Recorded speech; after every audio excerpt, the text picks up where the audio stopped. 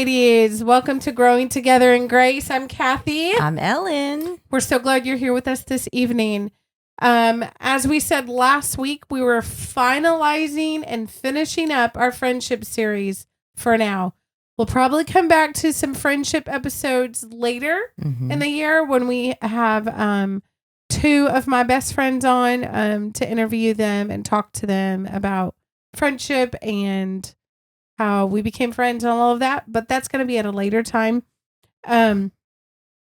So with that said, today is the final episode, and the way we like to end a series is doing a book review. Yes. Ellen, do you want to do just a quick show them the cover, tell us who wrote it? All right. It is Messy, Beautiful Friendships, Finding and Nurturing Deep and Lasting Relationships by Christine Hoover. Yes. And in case you guys haven't figured out by now, the past 4 or 5 episodes, all of our discussion and questions come from this book. Yes. Because she has questions at the end for you to engage and talk about with whoever it is you're reading this book with. So Which anyway. is really good. And they have some great quotes here about friendship that Cathy and I have actually been taking some of them and putting them in a quote creator and putting and then posting them for y'all. So these are really great quotes. I completely agree. Yeah. Completely agree. Well, before we jump in and do our book review, Ellen, tell us how your weekend was. Weekend was, so my husband went fishing. So I actually try to keep myself busy because I don't really like it when he's out of town. Because, I kind of try to fill the void of like not feeling so lonely when he's not there. Yeah. Then he got back, and then now he's doing this big nerdy game board thing that he's been doing for like 6 or 7 years now. And it's with some of his friends that he's been doing this with for a long time. Started VBS today at our church. And y'all, I am exhausted. And I told Cathy, I was like, we had to push back the episode recording a little bit because I was at church from like 8:45 to 5:45 today. Yeah. And we had a great group of kids. I think you did. I mean, it was packed. I want to say we're supposed to have 155 kids, but we didn't have quite because some kids didn't show up. So we probably had about 140. Okay. But it was still packed and we were busy. So, and I was kind of all over. I went from pre-K all the way to the ranges of 5th grade in rotation. So it was like, ooh, I'm a little worn out today. And it's only the first day. Yeah. What about you, Cathy? So I'm going to jump in real quick and just mention, so my daughter is actually going to this VBS. And then it's like an after VBS camp. And they've been doing this for 2 years that I know of, where it's an all day thing, and it's super cool. I was actually talking to Ellen's, the pastor's wife at the church, who we're good friends with. She was saying they wanted their VBS to stand out and be unique and different because they wanted to really engage with the community, and they wanted to bring the community into the church. So that's how they started this after part, where it's like 1 to 5:30. Yep. And you pay a small percentage of fee, but the kids are doing like cooking, music, sports, games, movies, snacks, food. It's quite amazing. We had so many rotations. I mean, it was crazy, and we had a lot of kids. I was in the first 2 rotations of do it yourself with my pastor's wife, and it was like they're doing different fun projects today. We made a bird feeder. And then we're going to be doing different things, and then the last rotation was Legos. Ooh, we had to talk about teamwork in that last group. But anyways, so it's a really cool VBS. So my daughter's going in. I wanted to just jump in there and say that real quick. You were asking me about my weekend. Well, Dorothy Jane turned 2 on Saturday. Oh. And for our kids on their 2nd birthday, we do an experience birthday party. Yeah. And it's always Build-A-Bear. So we went. I saw the pictures. Yeah. So cute. We went with Jason's parents to the Woodlands because Jason's parents also wanted to be part of her big birthday day and also wanted to come to church with us. So we thought, you know what? Let's just get hotels in the Woodlands area. That way we can go to bed, wake up, and I'll go to church together on Sunday. Yeah. So we celebrated Dorothy's birthday on Saturday and did all the things that she loves, from Build-A-Bear to shopping to fries. We went to Shake Shack, I think is what it's called. She loves fries. Cream Extreme because she loves ice cream. Like, we did all the things that she. Oh, how fun. It was her day.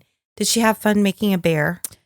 She loved it. The crazy thing is, I thought it would. Excuse me. I thought she would have a hard time deciding what she wanted. Yeah. Because she loves stuffed animals. Both Evangeline and Dorothy did. Joshua was never a stuffed animal person, blanket person or anything. But Dorothy, I was like, it might take a while, y'all. Yeah. And so we might have to help narrow down the decision for her. Yeah. But as soon as we walked into Build-A-Bear, they have them already formed so you can see what they look like. She saw Chase from Paw Patrol, which is her new favorite show right now. And she wanted Chase. And she kept wanting Chase. And I would try to put Chase up and go find a generic puppy. Yeah. Like, do you want this puppy? Look how sweet and soft and cute. And Chase is. Yeah. But I was trying to get it to be more Dorothy. Nope. She wanted Chase. And her mind never changed. It was Chase. So cute. She loved it. Oh, cute. She also loved at Build-A-Bear. There's a giant stuffed teddy bear. She was obsessed with that thing. Did she want to take it home? Yes. Yes. I'm like, we can't take that home. I could just see her going, Mommy, Mommy. No, baby girl. Yeah, that's take that home. 6 times bigger than you. We cannot take that home. That's hilarious. Okay, well, let's so yeah, that was but basically our weekend was celebrating Dorothy and then going to church with Jason's family. And it was pretty cool that on the time that they came, I'm kind of bummed that they didn't get to hear our pastor preach because he's such an incredible expositor of the word. Yeah. But we had a guest speaker, Jared Wilson, spoke on Sunday, which, in God's providence, it was the word that I needed to hear. It was pretty convicting and encouraging and challenging. He preached on Jonah chapter 4. I'm like, oof, Lord, this was tough and good. I'm thankful that he used Jared to convict me and encourage me. So oh, good. Anyway, that was my weekend. Okay, so let's get into the book. I have a couple of questions. Okay. That I'm going to ask you, Ellen, and then we'll just engage and talk. Yeah. This is really me asking us this question. Yeah. Who do you think this book, Messy Beautiful Friendship, is mostly targeted for? So I think several people. I think people who are struggling with friendships, who are going through a season of friendships, which is kind of the reason why you and I chose this book. I feel like because we were going through the seasons of change and losing friends and making new ones. And then also for the one, I think that because I felt like Christine Hoover was one of those people that struggled making friendships. Maybe like for me as an introvert, I can see, I needed this book because it really challenged me as an introvert to be intentional about being vulnerable and trying to make new friends, trying to form relationships. I can definitely see how this book would be really great for an introverted person. Yeah. I am going to second that. Yeah. What about you? I would say primarily I feel like she wrote mostly to women. Yeah. Not to say that men can't gain wisdom and knowledge from her writing. But I think a lot of her examples that she uses are and her methodical way of teaching people how to make friends it's got a lot of, I don't know. It just, I would say, I don't think Jason would read this book. Yeah, I don't think my husband would either. I really think it's more geared for Christian women. Yeah, I agree.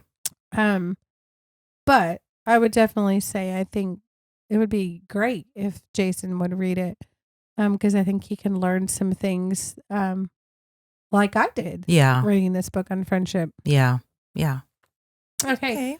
All right. Well, then my next question for you, Ellen, would be how did this book change you? Was it convicting and challenging for you as you thought about your own relationships in your life? So it changed me in several ways. Again, when I started reading this book, I was able to relate with Christine a lot because I'm like, oh, this is so me.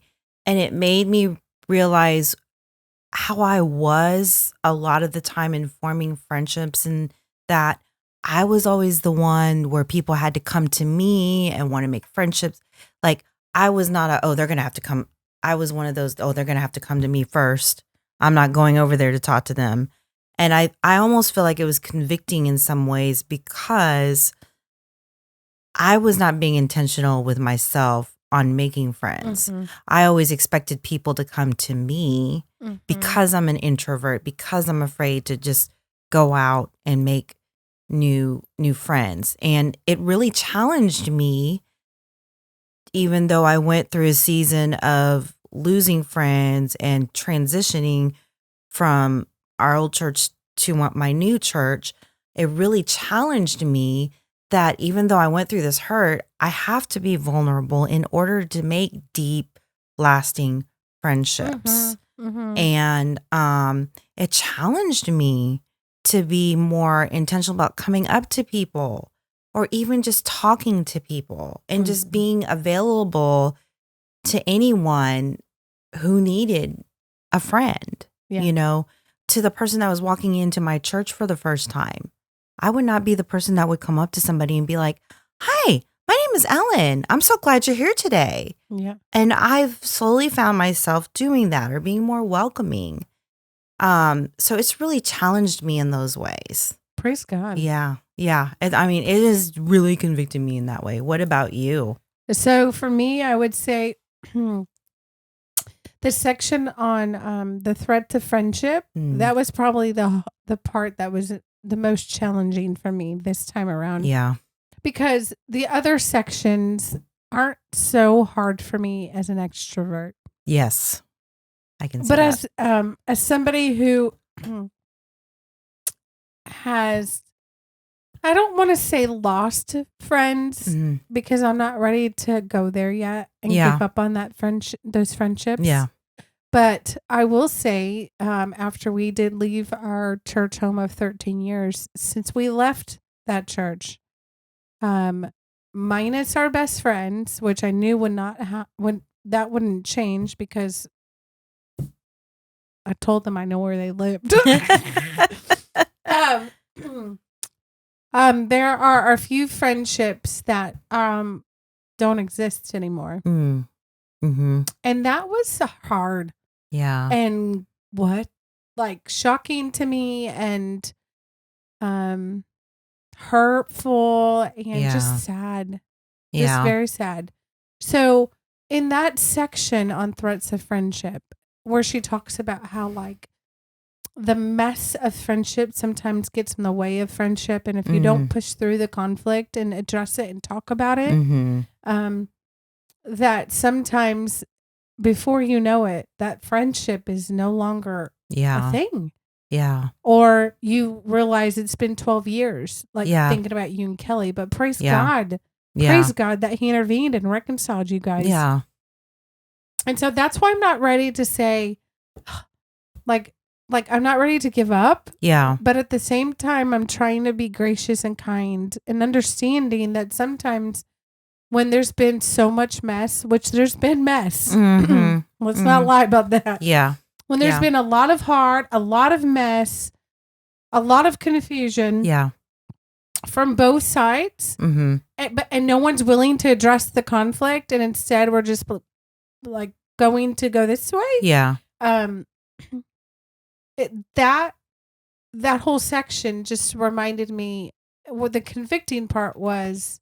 Okay, it's not just them. Like, Yeah. I also probably could have handled certain things a little bit differently. Yeah. I could have, like this or that. And also I need to trust, and this is something she talks about, Mm-hmm. trust that the Lord is going to, in his perfect timing, Yeah. whether it's this side of heaven or not, I don't know. I Yeah. hope it's this side of heaven. Yeah. Mm-hmm. Our relationships with the friends that we've lost that hurt the most will be reconciled. Yeah. Does that make sense? Yes, that makes perfect sense. So that's the part that was I knew that was challenging for you because I remember you telling me about that.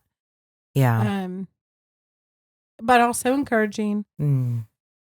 Because it reminded me, like, we got to be better about handling the conflict in our relationships. Yeah. And yeah, it's hard to handle conflict in friendships. It is, because you're afraid. You're afraid that if you speak to your friend and talk about the conflict, you're afraid that they're going to have their feelings hurt. Yeah. It's the whole idea of fear of man. Yeah. We're afraid of offending and hurting, instead of living in fear of the Lord and trusting, like, okay, the Lord puts the Spirit in our life who guides and teaches us. And if he's putting within us this, hey, you need to speak to your friend, that's from the Lord. You know what I mean? Yeah. All of that to say. So that's the part that she even talks about the chapter in here, something about where she had to confront a friend, and it didn't sound like it went well. It went well because the way she was wording things, I was like, oh, her friend didn't take that very well. Yeah. I think eventually, didn't she say in that chapter that eventually the friend thought about it more and then came back? I don't know. And came back. Yes, you're right. And came back and started really thinking about what she said. But and that also helped me think about. Okay, so here's an example. If you were to come to me and be like, "Hey, Cathy, can we talk?" Yeah. Hey, you did something last week that really hurt me. And I just want you to know this, because I want you to know, you confronting me on a sin, okay? Yeah. It helped me understand, okay, how do I respond when my friend confronts me? Yeah. Am I mad and throwing my hands up and storming off? Yeah. Or am I like, you know what? Thank you for telling me that. Let me step aside for a moment and think about, you know what I mean? Yeah. No, it makes sense. Totally we need to be humble enough to be willing to receive kind criticism from our believing friends who want us to criticism, who want us to grow in the Lord. Yes. It is hard. It's absolutely hard. Yeah. Especially from a friend. Yeah. Yeah. Totally. But when you cross that bridge, it's amazing. Like, I'm thinking about a particular friendship a couple years ago. Some friends and I had planned to go do something together, and then it didn't work. And then a few weeks later, it worked for me and another friend, and the third friend it did not get invited, not because it was intentional. It just, the third friend didn't get invited. Yeah. They were hurt. Yeah. Because that was originally what we were going to do as a group. Yeah. That would hurt my feelings. Yeah. So she reached out to us and said, hey, if you guys have a second, I'd like to talk to you. And she shared the hurt, and we felt awful. And I was also so thankful that we've developed that kind of relationship where she felt like she could come and share that. You know what I mean? Yeah. Yeah. Absolutely. That's the kind of friendships you want. You got to be able to do that one-on-one.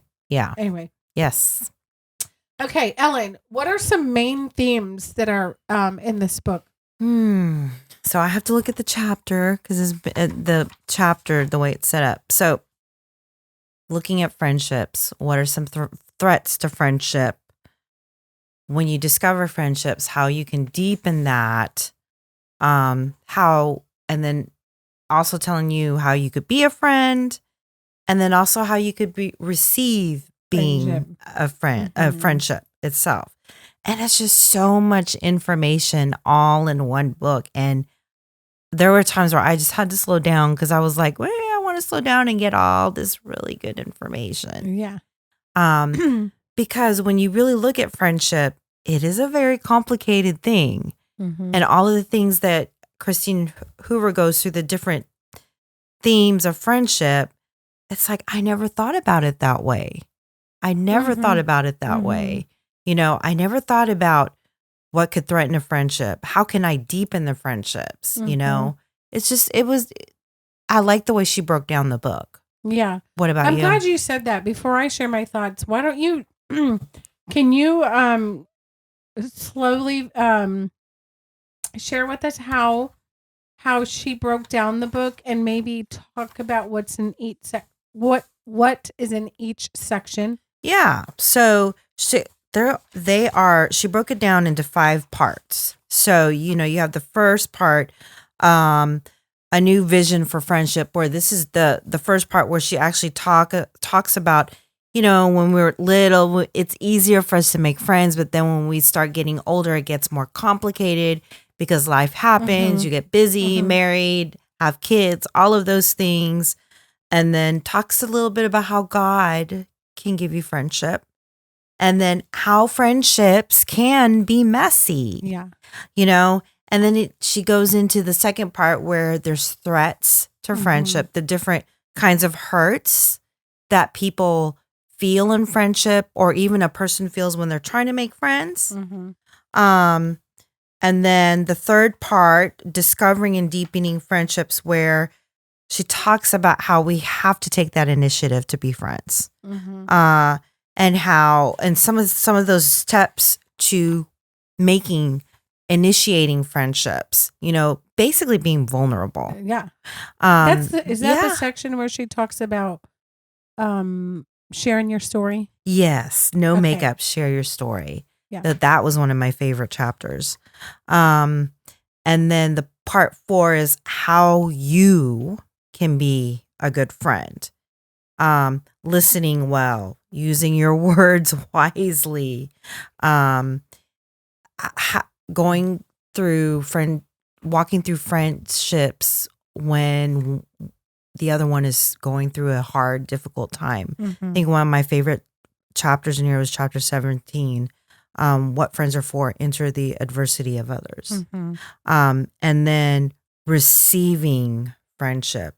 Sometimes your friends have to be able to be like what we were just talking about, be able to give you constructive feedback on, you know, maybe like what hurt them or whatever.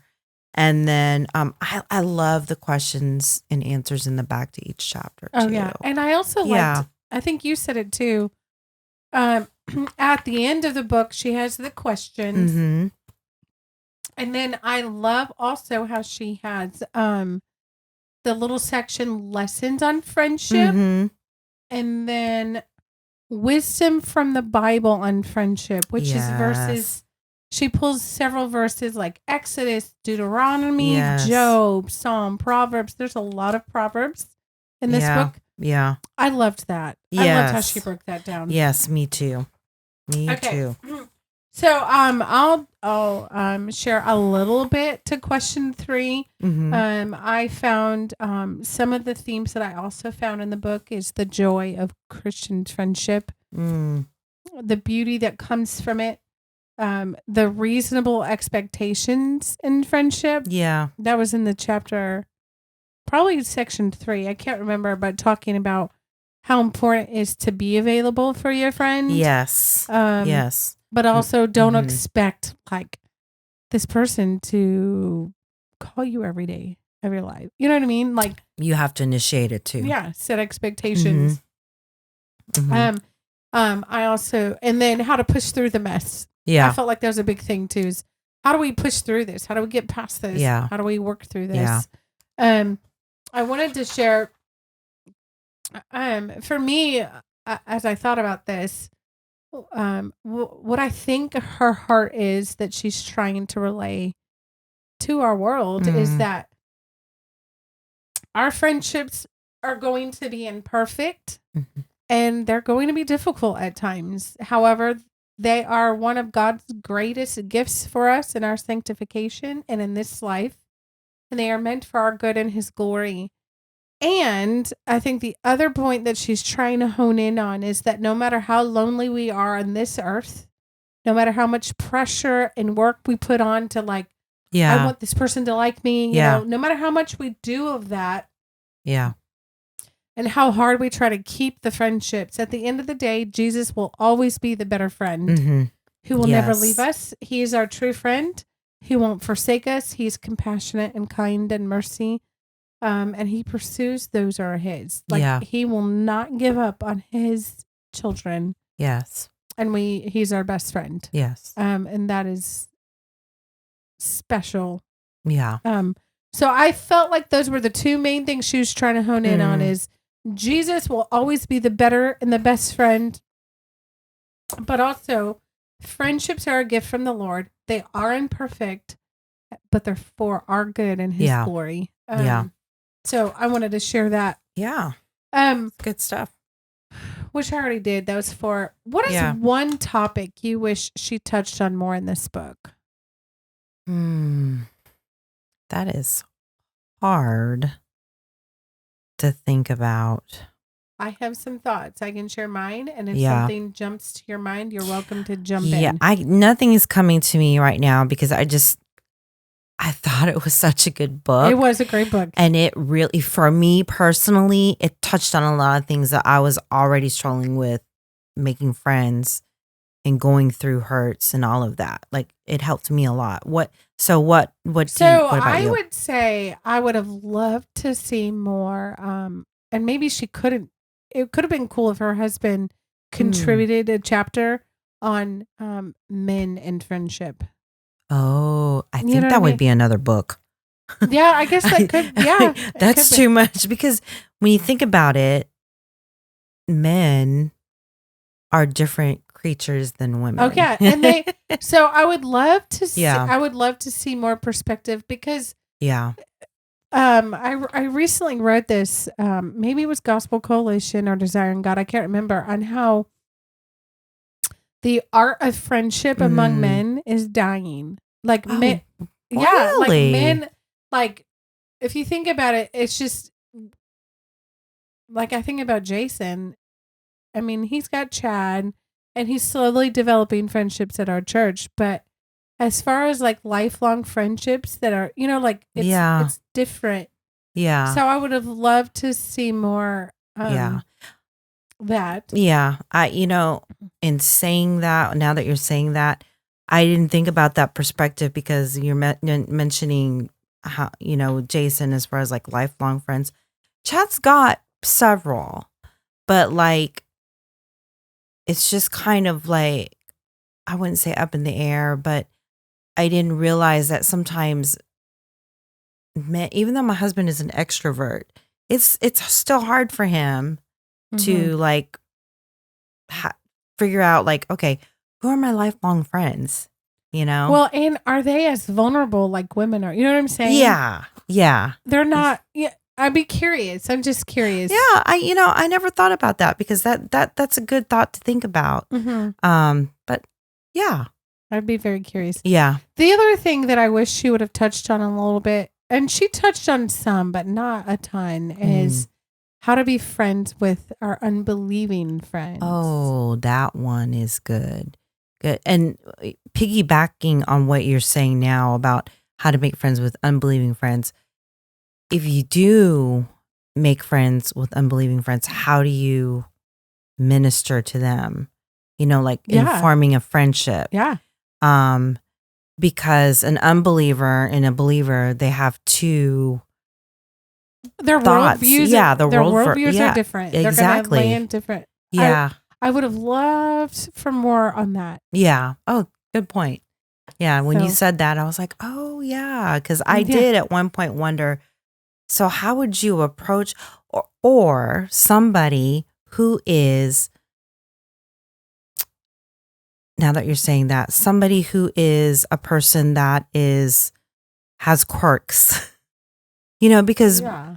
we have, I mean, I'm being in education, I have kids who are high functioning autistic, you know? Yeah. How do you be a friend with someone Yeah. who's challenged in like social settings, Yeah. How do you minister to people Yeah. like that? Yeah. Good points. Did you have a favorite chapter in this book? I did have a favorite chapter. I chapter 17 was the chapter on what friends are for, enter the adversity of others. Mm. Because when I read this chapter, it made me think about my best friend Kelly. Mm. And we shared our testimonies, which, by the way, I've had a lot of people. She's had several people. Her mom's had several people, and Kelly had her birthday party this weekend. A couple of her friends said I watched her podcast, and that was really touching to me to see how your friendship and how you guys got through that. Like, I've had several people. She's had several people. Her mom's had some people that have said, that was like a touching episode. Praise God. So, I thought about her when I was reading this chapter, because when I came back into her life was the most difficult time in her life, Mm-hmm. and going through the loss of her husband. I didn't want to talk about it too much when she was with us when I was interviewing, because I knew it was already a difficult subject to talk about for her. But walking with her through that pain, and it was difficult for me as well as my husband, because her husband and my husband had a falling out too, but my husband never got to reconcile with him. And so that has been very difficult for him to deal with sometimes. Yeah. Because he wanted the reconciliation. Mm. And so that was hard. Mm. And so he won't get that reconciliation on the side of heaven. Right.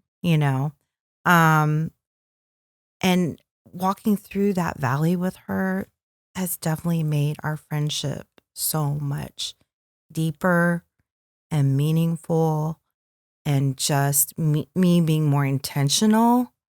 And even when we reformed our friendship, I mean, it was one of those, I am never letting you go ever again. Yeah. I got you back in my life. I'm never going to let you go again. Yeah. And so I love that chapter. That was mine. What about your favorite chapter? Well, I was going to say a couple of things about chapters. The one that makes me laugh the most because of the title is Be Kevin Bacon. Yes. It's just funny. Yes. Like, yes. That's a great title of a chapter. I know, because you're like, wait a minute, what? And then you read it. Yes. And then you read it and understand why it's Be Kevin Bacon. Yeah. I really liked the chat. It's really hard for me to pick a favorite, but I can commentate on a few. I loved the chapter 11, No Makeup, Share Your Story. Yes. Because I feel like the heart of that chapter was tell your story, be honest, be vulnerable. Don't live in fear of people, live in fear of the Lord. Yeah. Invite people into your life, make Yes. space for friendship. Yeah. I did really like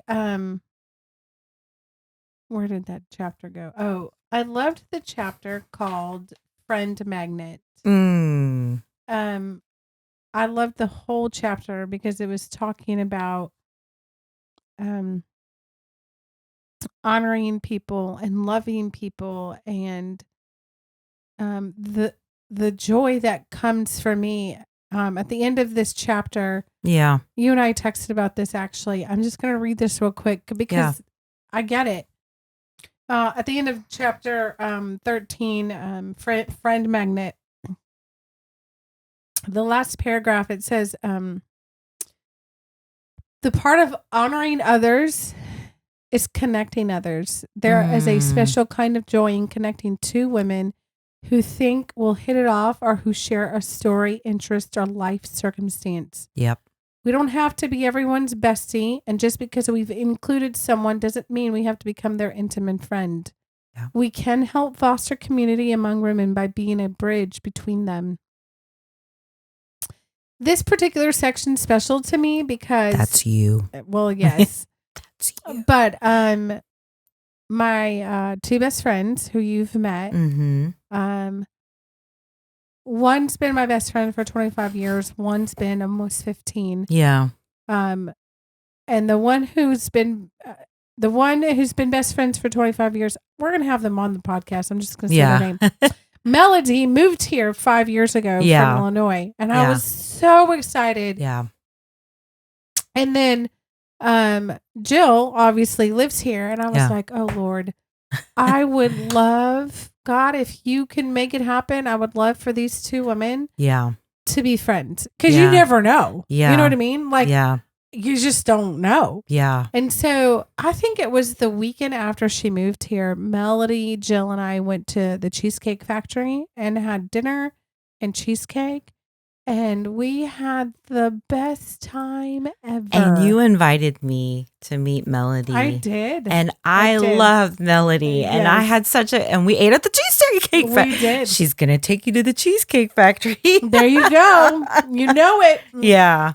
So they're good friends now. 5 years later, they're super good friends. Yeah. And I'm like, I joke with him. It's like, because they're both introverts. Like, I adopted my precious introverted friends. Wait a minute. Connected you. Melody is an introvert? Yes, ma'am. No. Yes. Isn't that crazy? No. Yes. I thought she was an extrovert. Melody, so, I thought you were an extrovert. I think Melody might be like 60-40. I don't know. Okay. Melody definitely wants to be home and chill and relax. And but when you get her out in a crowd, she's more of an extrovert. So I don't know. Maybe she's a chameleon. But yeah, she's an introvert. Okay. I find that shocking because immediately I was like, y'all are like sisters.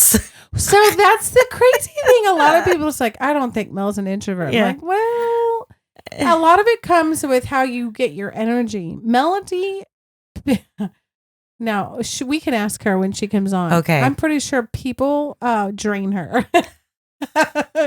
Okay, I might see that. That's how you know you're an introvert versus extrovert. Extroverts get their energy from other people. Yeah. Introverts feel like they're depleted. You know what I mean? Like, yes. Oh, I'm so tired. Yeah. But so many people think she's an extrovert because even at my shower for Jill, I did not have Jill. Jill at threw you house, the shower. Yes. Melody she helped throw the shower. I don't remember who it was. Wait a minute. Was she there for the shower? Yes. I probably met her and it was just kind of one of those, oh, hey, nice to meet you. It might have been. Oh, my goodness. So I actually met Melody before. I don't know who, but it was someone from our old church. Yeah. Like, wait, this is Melody as in your best friend Melody of like 20 so many years ago, right? I'm like, yes. I thought you said she was an introvert. I'm like, I'm pretty sure she is. My whole life I thought she that. I'm like she's very much an extrovert. I'm like, no, she's an introvert. Wow, she does not seem like an introvert. No. But I love how we're talking to Mel. You need to comment on the YouTube video or when we have you on, you need I to tell thought you were an extrovert, Melody. I was wrong. Yeah, I'm pretty sure she's an introvert. Anyway, so that's probably my favorite chapter. Okay. Just because it reminds me like, hey, help women become friends with one another. Yeah. Help people in general. Oh yeah. So anyway, what was your least favorite chapter in this book? You know, I saw that question and I was kind of looking through the book and I'm going,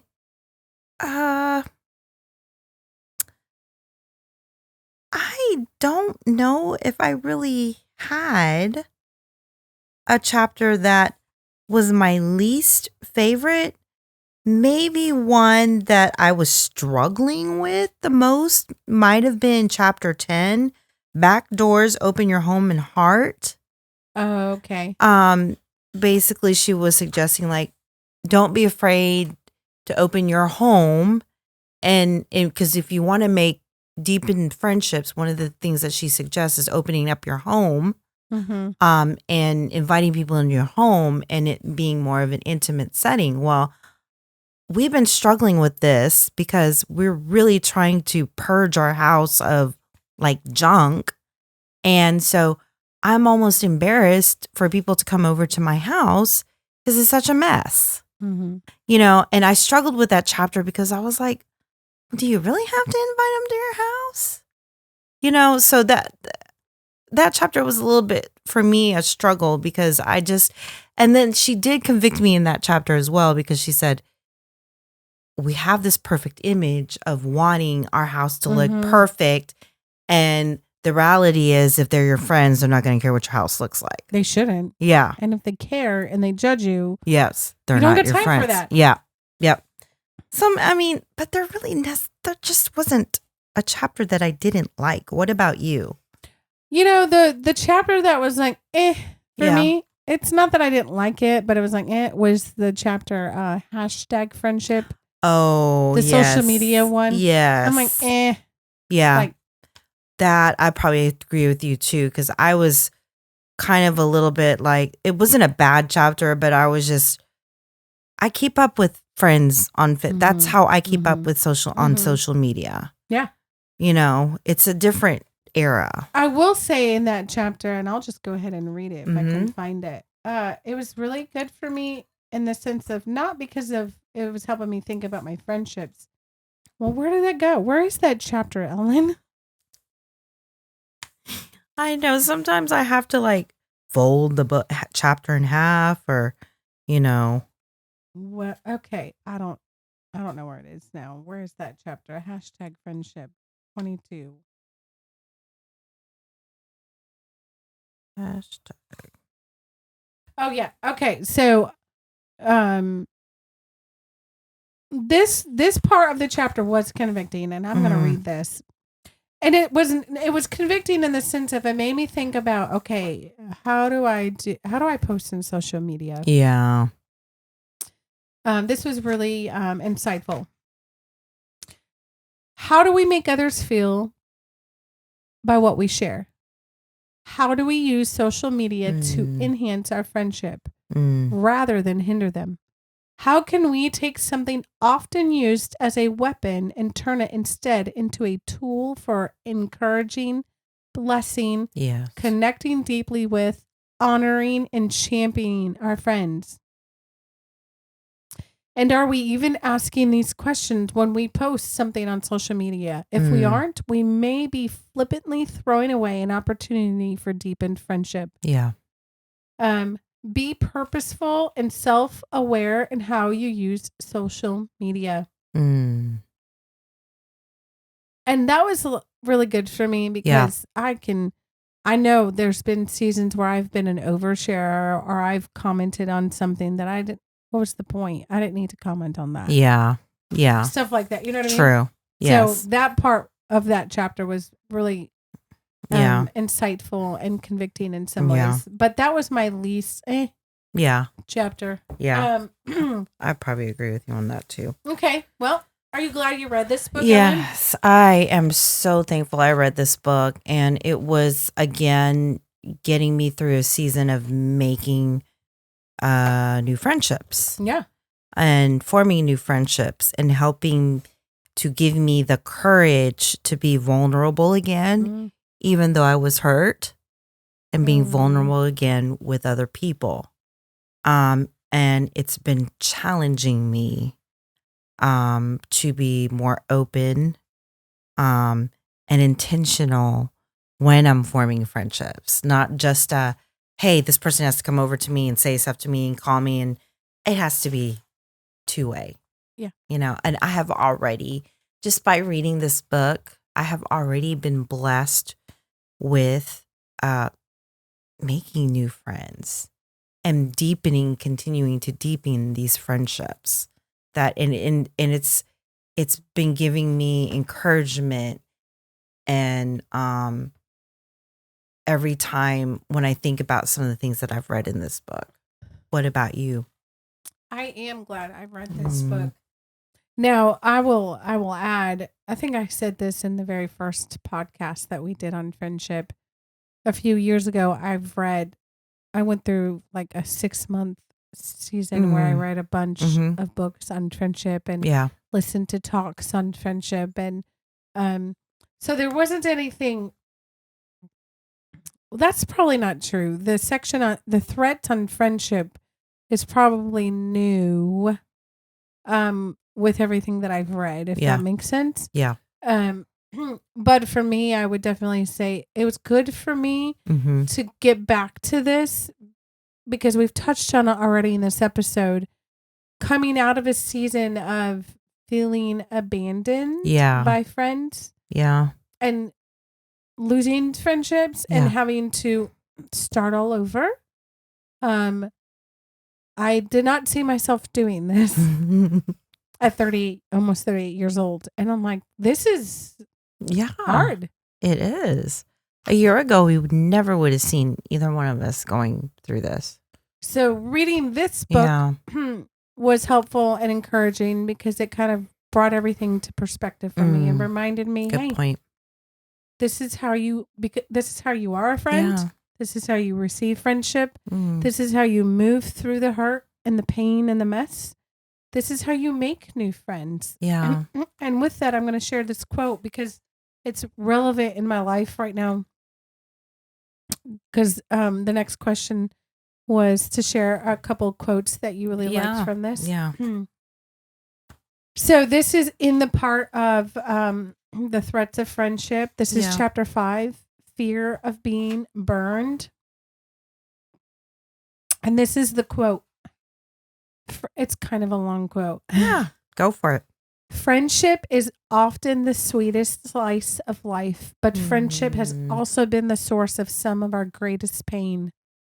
We've been stung by careless words, ongoing loneliness, the neglect of a friend, snarky gossip, misunderstandings that created unalterable rifts, weighty expectations, the invitation that never came, or a sense of distance from someone we considered a close friend. It's painful to admit these hurts exist, and even more painful to be attentive toward them. Because to do so is to rekindle a fire that's ragged and burned and left behind scars. But this is the part that was good for me to remind myself. Yeah. At my new church home. But if we want to build fires of friendship that are strong and life-giving, we must first rekindle the hurts that have come before, because these hurts have also formed lingering fear in our minds. And fear is a stubborn impediment to our pursuit of friendship. Yes, I'm pretty sure I underlined that myself. Because if you think about this, Ellen, you and I have talked about this. In our new church homes, we've been reluctant and fearful of making new friends. Yeah. You even said you've noticed it with Chad. Like there's been this, almost like this wall and protective barrier because we're afraid of the hurt that, okay, we poured 16, you were 16 years, I was 13 years. And then for it to end the way that it ended was just like, what is happening? Yeah, no. And now we're at a new place and we need to make new friends. Yep. And well, Lord, I don't know if I can do this. So this chapter was like, you have to deal with it so that you can make friends. Yeah. So anyway. Yeah. No, I really love that. I'm pretty sure that I underlined that too. Let me see, because I'm going to go back and look at it and see if I underlined it. Page 53. That's funny. You did. Yes, Mamie did. Gosh. Yes. Oh, my goodness. There's so many things. Were there any as I was talking, were there any quotes? Yes. So in this one, fear of being burned. um, Same chapter.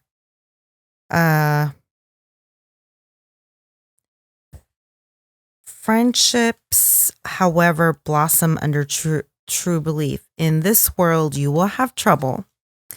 Yes, we know we believe it, but we believe what Jesus says next. But take heart. I have overcome the world. Take heart and do not fear, he says, because he has overcome the world. Oops. He has take heart, for he has overcome the world. Do not fear, he says, because the worldly systems that, among other things, teaches that hurt automatically leads to fear and self-protection. Because of the hurt, because of the fear of trying to make new friendships, I had like a wall. I was trying to protect myself from getting burned again. And then I also underlined, oh my goodness. Yep, I underlined what you underlined on page 54. I was trying to see if there was another quote that I wanted to. I had another one, and I'm flipping through here. Oh, I had it marked. Here's a quote that I love. Sorry, we're trying to share a few of our favorite quotes. Page 103. This was the chapter that Share Your Story, No Makeup chapter. This is the No Makeup, Share Your Story. It's really about being authentic. Yeah. So this particular quote. Sorry, guys, we're getting bad about going back and forth. I just realized I'm flipping through this and Cathy's talking. This quote I really liked too. When you are vulnerable and real with somebody, it breathes life into a friendship. Yeah. Walls immediately fall away because everyone is attracted to authenticity and vulnerability, and everyone longs for a friendship where they can wrestle openly with the realities of life without also being offered pat answers or cliched counsel. Like, it's so important that we are open and honest. Yeah. And vulnerable with the people in our life that are our friends. Yeah. Yeah. Yeah. It's hard to do, especially if you've been burned and hurt by it. Oh, yeah, definitely. I mean, I found another, this was the one that I was trying to find, and it was in the fear of getting burned, or that section. But I found another, this was the one that I was trying to find. Our insecurities and the assumptions we make about other women are threats to friendship. When we compare ourselves with others, we often think of them according to their secondary identities.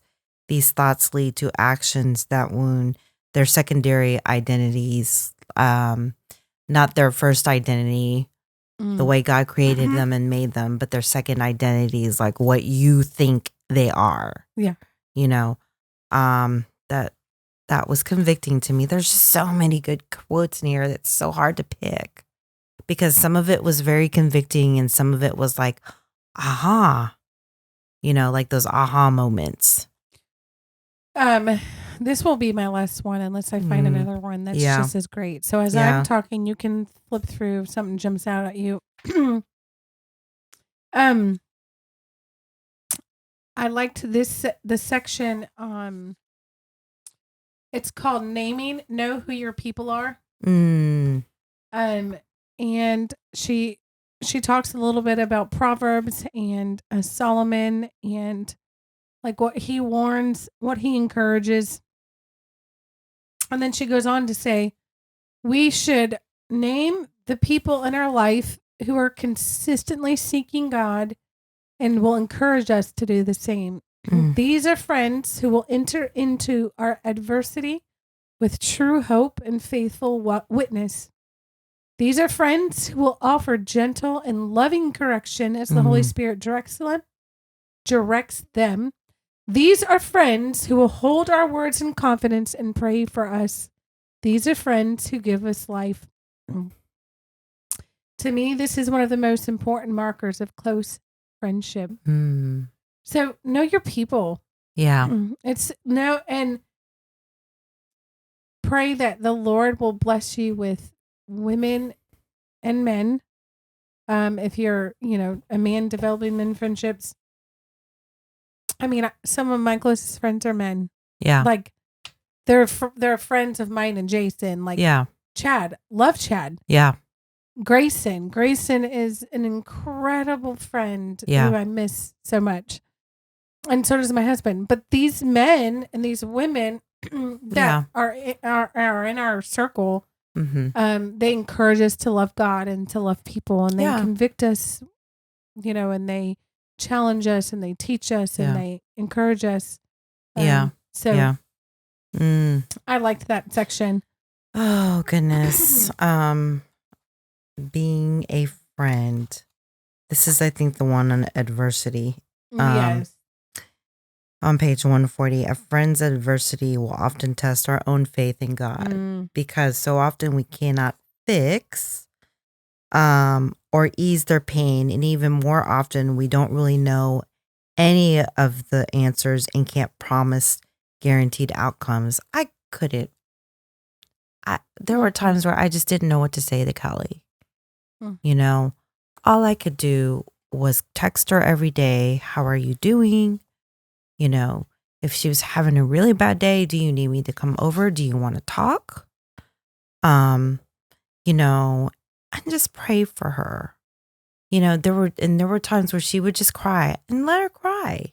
Yeah. There was just nothing I could say. Yeah. But just be there. And I just, like I said, that was my favorite chapter. As I'm sitting here, because did I give you a favorite chapter? I thought you did. I thought you said you liked the How to Be Kevin Bacon. That was the one that made me laugh. Friend magnet. And then the friend magnet. I'm going to have to change my answer. I'm pretty sure chapter 16 was my favorite. Oh, yeah. Yeah, you have it starred and circled. Honey, use words wisely. And I think it's because that whole chapter was reminding me that our words bring life.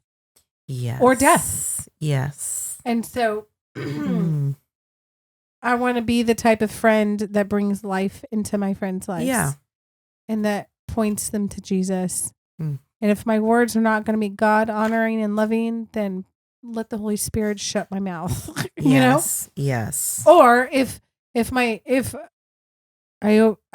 did not overcome the temptation, I want to be the type of friend that can go to the friend that I hurt with my words and apologize and say, I'm sorry. And I learned a lot of stuff in that one too. That was a good chapter. It was a good chapter. And I also want my friends to be able to come to me like, hey, you said this. And I don't think you meant this because I know who you are. This is the way it came out. This is how it came out and it hurt. Anyway, all of that to say, I could probably share many more quotes. Me too. But I don't want to read the book to everyone. Right. We want you guys to read this book. Yes, enjoy it. You've already talked about how the book was broken up. And we've already talked about that there's some scripture and quotes at the back of the book. Yeah. That is one thing I was going to share. In this book, she quotes a lot from Life Together by Dietrich Bonhoeffer. Yeah. It's a book about that thing. It is one of my favorite books on friendship. Okay. But because it's from Dietrich Bonhoeffer, it takes a little bit to read through because the language is a little older. But there's some good truth. Yeah. And then she also quotes a little bit from C.S. Lewis, but she does not. I don't think she shares my favorite quote in this book. I thought I quoted it one episode. You quoted it, but that was based off an article that we read. Oh, you're right. You're right. She does quote some C.S. Lewis. She does quote some C.S. Lewis. Because I was like, is this Cathy's No, I don't think that's her favorite quote. Yes, C.S. no. Lewis. So she does quote Dietrich Bonhoeffer quite a bit. Yes. And then the last thing that I wanted to say, if you thought of anything you wanted to say, but the last thing I wanted to say about this particular book is, in regards to how does this book stand out for me amongst the other books on friendship that I read, I feel like she does it. It's more of a practical step-by-step guide on how to initiate, engage, and deepen friendships. Yes. And I think she also tackles the tough parts of what do you do when things are messy. Mm-hmm. And how to navigate through that. that. Yeah. All the other books that I've read on friendship are a little bit different. Like one that I'm thinking of right now, Made for One Another. It's just the whole idea of how God created us to be relationship creatures. And we were made to be in fellowship and in friendship with other people. Okay. And I know they do talk about like the sin and how that affects things, but I feel like she does a more practical. Yes. More where I could relate to and be like, oh yeah, this is me. Oh yeah, it challenged me a lot. Yeah. It challenged me to change my way of thinking when it comes to friendships. Yeah. Which is why I really, really love this book. It's a great book. Yeah. And I'm pretty sure we're going to be doing a giveaway on it, ladies. Yes. So if you follow us on YouTube, Instagram, or Facebook, that information will be coming out soon. You're going to have to like and subscribe and share. Yeah. To be added to the drawing. Yes. You will enjoy this book on messy, beautiful friendships. Well, that is a wrap, my friend, on Messy, Beautiful Friendship. Yes. And I think our next series, I'm not sure. Were we doing it on marriage? I think so. Okay. I need to look first and also talk to Jason, but I'm pretty sure it's going to be on not friendship. Sorry. Not friendship, on marriage. Okay. That's what I'm thinking. I already told my husband that he needs to be prepared to come on here. I'm like, we did a How We Met Your Father. It's How We Met Your Mother. You have to. They have podcast. to. Yeah, that's right. Anyway. Fine, he said.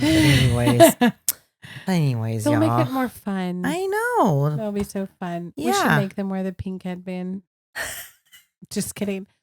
Anyway, we will see you guys next time. Thank you for joining us. I'm Cathy. I'm Ellen. We'll see you next time. Bye.